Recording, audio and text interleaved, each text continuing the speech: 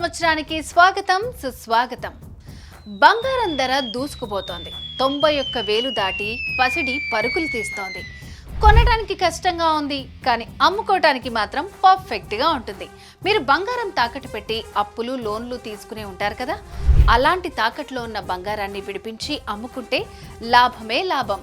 April start అవ్వగానే బంగారం ధరలు పడిపోతాయి అంటున్నారు. ఎందుకంటే ఏప్రిల్ నుంచి కొత్త పన్నుల విధానం స్టార్ట్ అవుతుంది.